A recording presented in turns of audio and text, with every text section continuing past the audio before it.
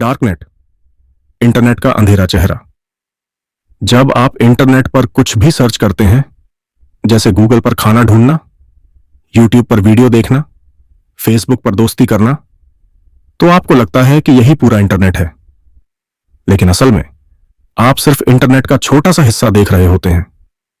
Internet के भी 3 layer होते हैं: सरफेस वेब, डीप वेब और डार्क वेब।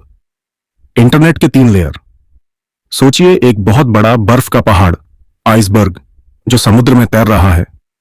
जो हिस्सा पानी के ऊपर दिखता है वो है सरफेस वेब।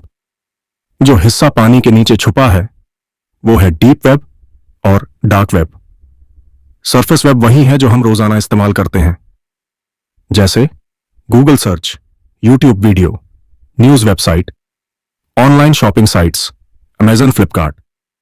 यह हिस्सा खुला हुआ है, किसी भी ब्राउज़र से सीधा एक्सेस कर सकते हैं। लेकिन याद रखिए, यह पूरा इंटरनेट का सिर्फ 4% से 5% हिस्सा है। Deep web. डीप वेब वो है जो हिडन है, जहां सीधे यूं ही जाकर कोई कुछ नहीं देख सकता। एग्जाम्पल्स: आपके बैंक अकाउंट का लॉगिन पेज, आपकी मेडिकल रिपोर्ट्स, सरकारी डाटाबेस, कॉलेज के रिकॉर्ड्स। डीप वेब में सुरक्षा और गोपनीयता जरूरी होती है, इसीलिए यहां पासवर्ड, ओटीपी, लॉगिन डिटेल्स से एक्सेस मिलता है। लेकिन ध्यान दीजिए, डीप वेब का मतलब क्राइम नहीं है। यह बस प्राइवेट डाटा है जो सबके लिए ओपन नहीं है।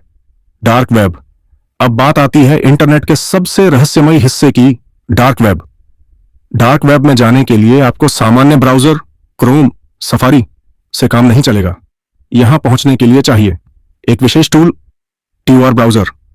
डार्क वेब पर वेबसाइट्स का एड्रेस भी अजीब होता है, जैसे xyz98abc345.onion। यहां सब कुछ अनोनिमस यानी गुप्त होता है। ना आपकी आइडेंटिटी का पता चलता है, ना लोकेशन का। और यहीं से शुरू होती है इंटरनेट की सबसे डार्क, सबसे रहस्यमयी दुनिया, टूर ब्राउजर और गुमनामी की दुनिया। टूर का फुल फॉर्म है द ऑनियन रूटर। ऑनियन यानी प्याज, और जैसे प्याज की लेयर होती है वैसे ही टोर में भी आपके डाटा के कई लेयर होते हैं। मतलब अगर आप टीओआर से कनेक्ट होते हैं तो आपका डेटा एक दो नहीं, कई सारे सर्वर से होकर जाता है। हर सर्वर आपकी पहचान को और छुपा देता है, इसलिए किसी को भी आपके असली आईपी एड्रेस या लोकेशन का पता नहीं चलता। इसीलिए जो लोग आजादी से बिना ट्रैक हुए कुछ करना चाहते हैं, चाहे अच्छा या बुरा, वो टीओआर का इस्तेमाल करते हैं। सेक्शन 3, डार्कनेट के अच्छे उपयोग। डार्कनेट को लेकर एक धारणा है कि यहां सिर्फ अपराध होता है, लेकिन सच्चाई थोड़ी अलग है।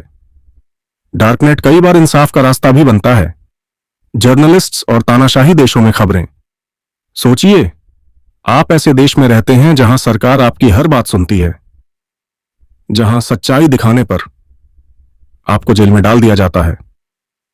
ऐसे में पत्रकार अपनी जान बचाते हुए सच्ची खबरें बाहर भेजने के लिए डार्कनेट का सहारा लेते हैं।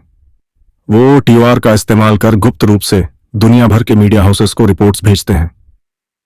जैसे 2011 के अरब स्प्रिंग आंदोलन में कई एक्टिविस्ट्स ने डार्कनेट के जरिए सरकारों के खिलाफ जनता की आवाज दुनिया तक पहुंचाई थी। Whistle blowers. विसल ब्लोअर वो होता है जो किसी संस्था या सरकार के गलत कामों का पर्दाफाश करता है। उदाहरण, एडवर्ड स्नोडेन। उन्होंने अमेरिकी सरकार के गुप्त जासूसी प्रोग्राम का खुलासा किया था, जिससे पता चला कि सरकार आम नागरिकों के फोन और ईमेल चुपचाप ट्रैक कर रही थी। स्नोडेन ने डार्कनेट के जरिए सुरक्षित तरीके से जानकारी लीक की थी। Human rights activists. ऐसे देशों में जहां मानवाधिकारों का हनन होता है, जैसे मीडिया बैन, इंटरनेट शटडाउन, वहां मानवाधिकार कार्यकर्ता डार्कनेट का सहारा लेते हैं। वे बिना पहचान उजागर किए अत्याचार की कहानियां, सबूत और वीडियो दुनिया भर में भेजते हैं। डार्कनेट का काला सच। लेकिन डार्कनेट की दुनिया में उजाले से ज्यादा अंधेरा है। डार्कनेट का सबसे बड़ा हिस्सा अपराध से भरा पड़ा है।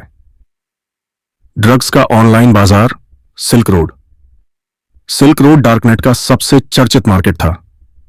यहां हर तरह के ड्रग्स बेचे जाते थे, जैसे गांजा, कोकीन, हेरोइन, और सब बिटकॉइन से भुगतान होता था।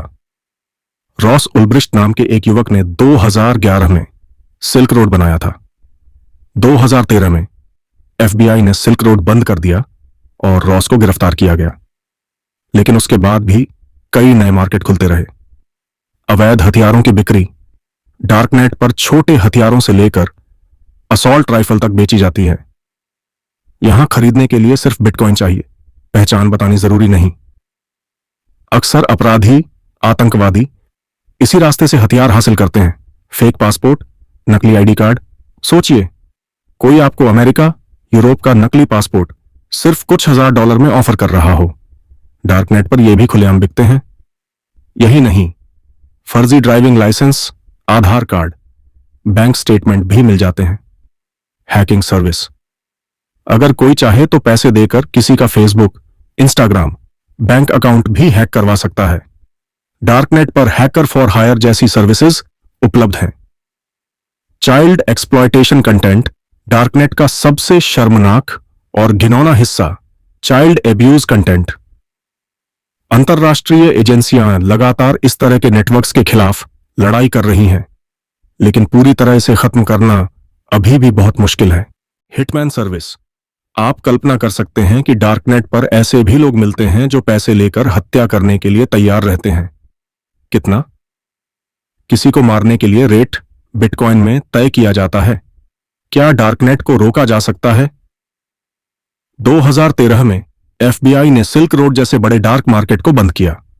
इसके बाद यूरोपोल, इंटरपोल जैसी एजेंसियां डार्कनेट पर लगातार कार्रवाई कर रही हैं। आज हर देश की अपनी साइबर क्राइम ब्रांच है जो डार्कनेट पर निगरानी करती है। भारत में भी साइबर क्राइम पोर्टल बनाया गया है जहां आप शिकायत कर सकते हैं। लेकिन सच्चाई यह है, जैसे ही एक वेबसाइट बंद होती है, 2 नई वेबसाइट्स खुल जाती हैं। यह एक एंडलेस चेस है।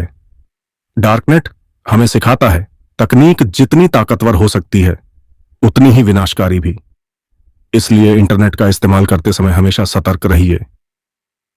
सोच समझकर कदम उठाइए और किसी भी संदिग्ध गतिविधि की तुरंत रिपोर्ट करिए। Stay safe, stay aware.